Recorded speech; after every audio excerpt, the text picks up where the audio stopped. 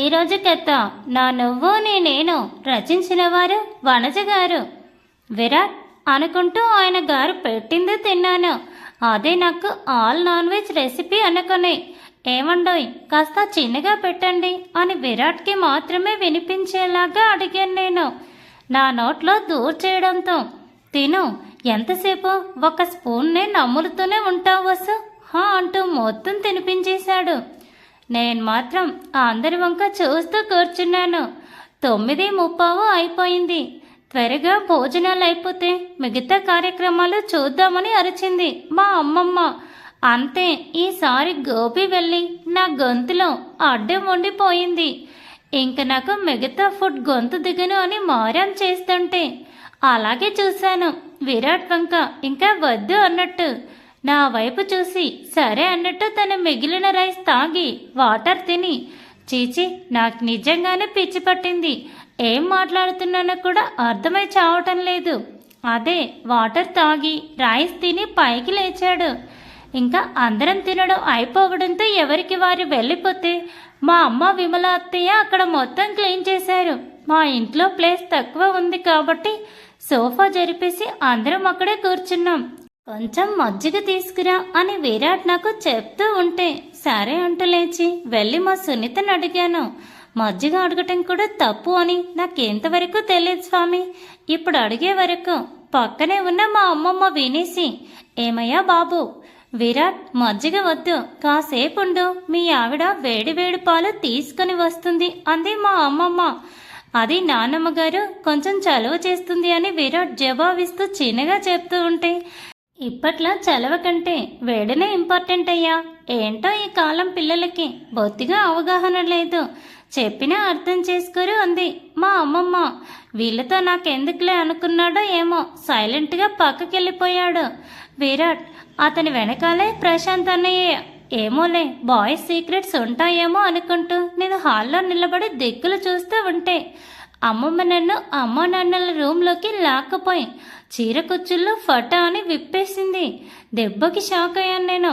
అమ్మమ్మ ఏం చేస్తున్నావు అని నేను, నాతో పాటు మా సునీత విమల అత్తయ్య షాక్ అయిపోతూ ఉంటే, పెళ్ళికి చీర కట్టడం కూడా రాదు కదే మీకు, ఎలా ఇన్నేళ్ళు సంసారాలు చేశారు అని వాళ్ళని తిడుతూ నా చీర కుచ్చిళ్ళు తనే కడుతూ చాలా లూజ్గా కట్టి లంగతో సహా కొంచెం కిందికి దించింది.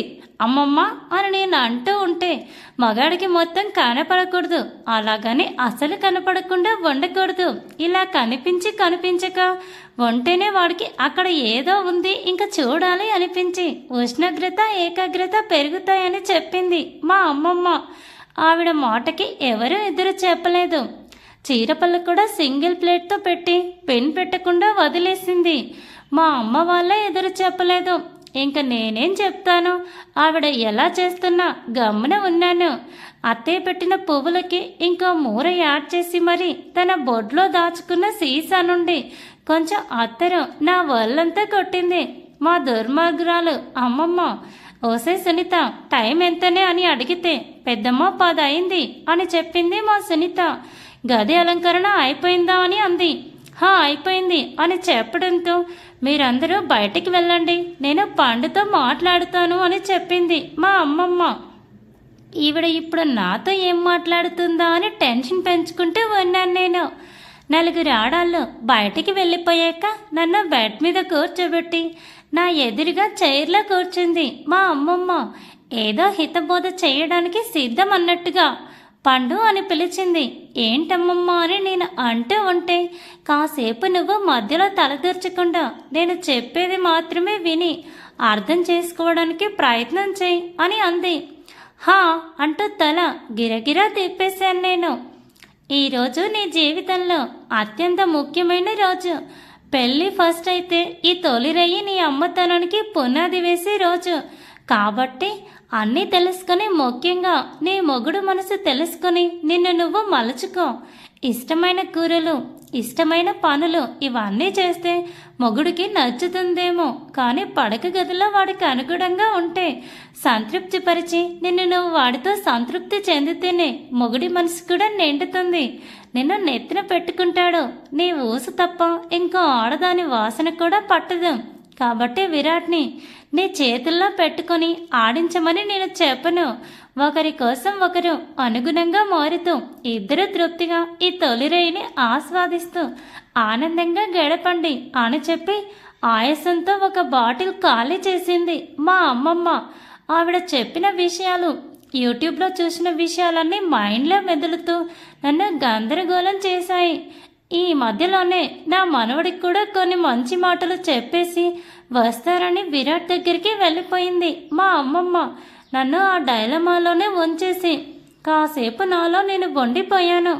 ఏదో ఏదో ఆలోచించుకుంటూ 10 నిమిషాలు అయ్యాక మా వదిన వచ్చింది నా దగ్గరికి. పండు నిన్ను బయటికి తీసుకురమ్మని చెప్పారు అంటూ.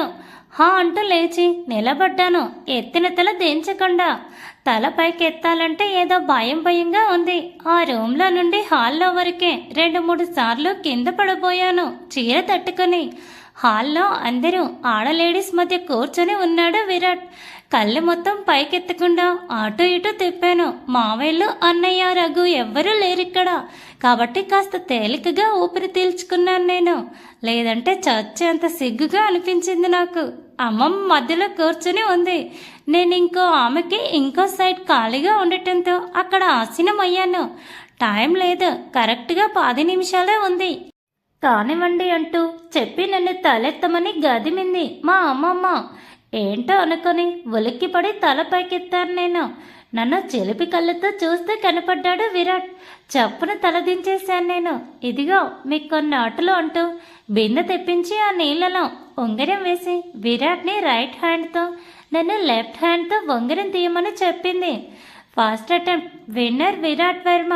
నాకు అసలు సరిగ్గా అర్థం కాలేదు. కోలుకునేసరికి విరాట్ ఉంగరం తీసేశాడు. ఇప్పుడు నాలో ఉగ్రషం పొంగుకొచ్చి కాస్కో అంటూ ఈసారి పంతం పట్టి మరి నేనే గెలిచాను. పెద్దలందరూ చూస్తూ ఎంజాయ్ చేస్తూ ఉన్నారు. కానీ విరాట్నే నన్ను గెలిపించాడని నాకు కూడా తెలియని సత్యం.